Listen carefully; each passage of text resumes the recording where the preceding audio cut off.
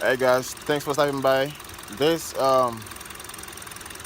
this is a Hyundai Elantra 2012. I'm getting the misfiring at cylinder number 4. So what I did, I moved the coil, and the spark plugs to number 1. So now I was getting the misfiring at number 1. What I did is I moved the coils, I put it to number 3.